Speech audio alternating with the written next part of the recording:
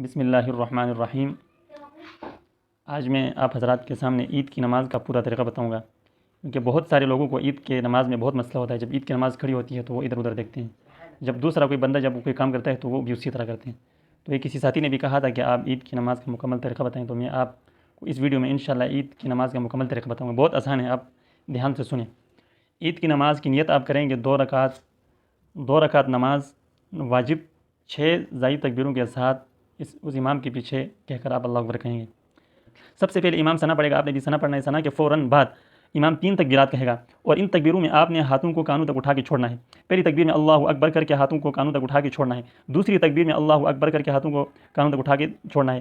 تیسری تکبیر میں کانوں تک ہاتھ اٹھا کر آپ نے ہاتھ باندھنا ہے۔ پھر اس کے بعد امام سورۃ الفاتحہ پڑھے گا، پھر کوئی سورت پڑھے گا، پھر رکوع کرے گا، پھر سجدے کرے گا۔ پہلی رکعت آپ کی مکمل ہوگی۔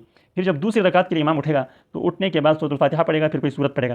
سورت پڑھنے کے بعد فوراً وہ 3 تکبیرات کہے گا۔ کتنی؟ 3 تکبیرات۔ پہلی تکبیر میں وہ اللہ اکبر کر کے کانوں تک ہاتھ اٹھا کے آپ نے چھوڑ دینا ہے۔ دوسری تکبیر میں بھی کانوں تک ہاتھ اٹھا کر چھوڑنا ہے۔ تیسری تکبیر میں بھی کانوں تک ہاتھ اٹھا کر ہاتھوں کو چھوڑنا ہے۔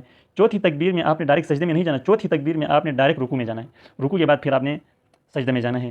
تو یہ عید کی نماز کا مختصر طریقہ میں نے آپ حضرات کے سامنے بیان کر دیا۔